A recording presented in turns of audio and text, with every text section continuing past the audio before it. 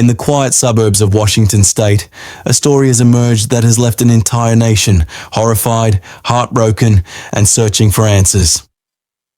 It is the story of Travis Decker, a father, a former military man, and now a fugitive accused of committing the unthinkable crime, the murder of his 3 young daughters, Paityn, Evelyn, and Olivia.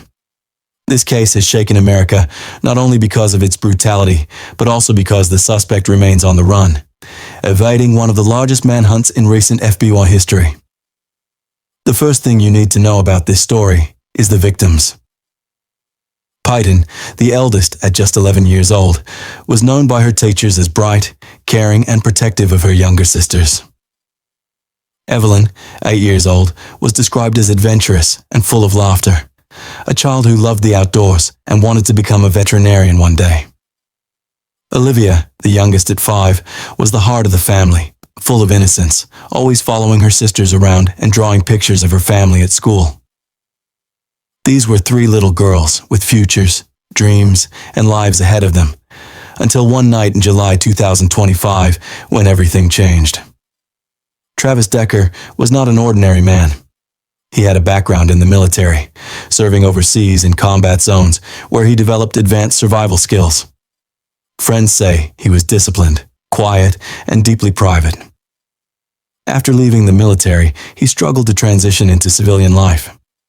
Those who knew him said he sometimes showed signs of paranoia, preparing for worst-case scenarios, stockpiling supplies, and talking about disappearing off the grid. Yet no one could have predicted what would come next. According to investigators, in the early hours of July 14th, Travis Decker is believed to have killed his 3 daughters inside the family home. The details of how he carried out the murders have not been released publicly, but police confirmed the girls died violently, and the scene was described as one of the most disturbing in recent memory. What makes this case even more chilling is what happened afterward. Instead of taking his own life or waiting to be caught, Decker vanished. The FBI quickly took over the case, realizing they were not dealing with a typical fugitive. Decker's military background made him an expert in hiding, navigating wilderness terrain, and surviving for long periods without detection. He knew how to avoid thermal imaging, how to camouflage, and how to live off the land. Investigators say this knowledge has made the search for him a nightmare. Almost immediately, a nationwide manhunt began. Checkpoints were set up, helicopters flew overhead, and drones scanned forests and mountain regions where Decker was thought to be hiding. FBI agents, state troopers, and local police coordinated with survival experts to try and predict his movements. Dogs trained to track scents were deployed, yet days turned into weeks with no sign of the fugitive. Meanwhile, the nation reacted with a mixture of grief and rage. Vigils were held for Paityn, Evelyn, and Olivia. Thousands of people gathered to light candles, leave flowers, and share memories of the girls, even if they had never met them. The murders of children always strike at the heart of a community, but the brutality of this case, and the fact that their own father was accused, made it almost unbearable. Online, theories spread rapidly. Some believed Decker had snapped under pressure from PTSD or family problems. Others suggested he had planned the killings as part of a twisted ideology, wanting to take his daughters with him into a life off-grid. Still, others speculated that he may not have acted alone. The FBI has not commented on these theories, but they continue to urge the public to remain vigilant. Then, in late August, a shocking development occurred. Search teams in a heavily wooded area near Clay Elam, Washington, discovered what they described as skeletal remains. These were later confirmed to be bone fragments, now under forensic analysis. Investigators are working to determine if the remains belong to Travis Decker or if they are connected to his 3 daughters. The possibility that these bones could finally provide answers has reignited interest in the case and added another layer of mystery. Forensic experts say the analysis will take weeks. If the bones belong to the children, it could mean Decker moved their remains, trying to hide evidence of his crime. If the bones are his, then the manhunt may finally be over, though authorities caution against drawing conclusions too soon. At this point, no official identification has been made. The search for Decker has drawn comparisons to past fugitives, such as Eric Rudolph, the Olympic Park bomber who hid in the Appalachian Mountains for years before being caught, and John List, who killed his entire family and evaded capture for 18 years.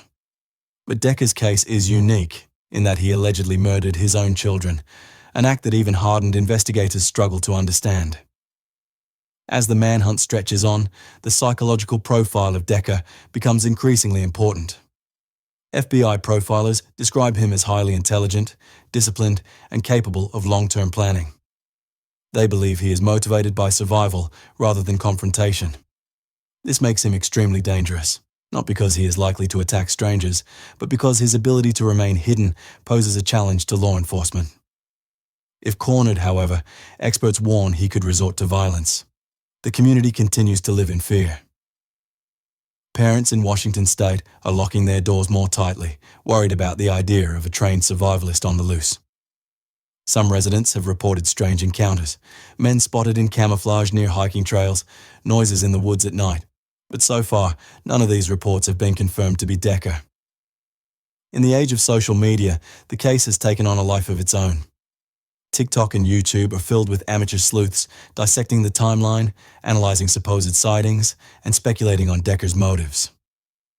While some of this has helped keep attention on the case, authorities caution against misinformation, reminding the public that spreading unverified claims can hinder the investigation. For the families of Paityn, Evelyn, and Olivia, the pain is unimaginable. Relatives have spoken publicly about their grief, describing the girls as 3 angels taken too soon. They have also expressed frustration that Decker has not been caught, calling for justice and closure. The idea that he could still be out there, free, is almost too much to bear. Law enforcement has increased the reward for information leading to Decker's capture, now offering hundreds of thousands of dollars. Posters with his face are plastered across Washington and neighboring states. His profile has been added to the FBI's most wanted list, ensuring that his case remains a top priority. And yet, despite all these efforts, Travis Decker has not been found. Each day that passes raises new questions. Is he alive, hiding deep in the wilderness? Did he manage to escape across state lines or even into another country? Or are the bone fragments found in the forest the beginning of the end to this tragic story? For now, the case of Travis Decker remains unresolved. It is a story of innocence destroyed, of a community living in fear, and of a father who turned into a fugitive. It is a reminder that evil can emerge in the most unexpected places, and that justice can sometimes feel agonizingly out of reach. As investigators continue their search, one thing is certain: the names Paityn, Evelyn, and Olivia will not be forgotten. Their memory lives on in the hearts of those who loved them, and in the voices of a nation demanding answers. Whether Travis Decker is captured tomorrow or years from now, the world will continue to follow this story until justice is finally served. And so we wait. We wait for the results of the forensic tests. We wait for a breakthrough in the manhunt. We wait for closure in a case that has already taken too much. Until then, the shadow of Travis Decker looms large over Washington state, a haunting reminder of how quickly life can turn into a nightmare.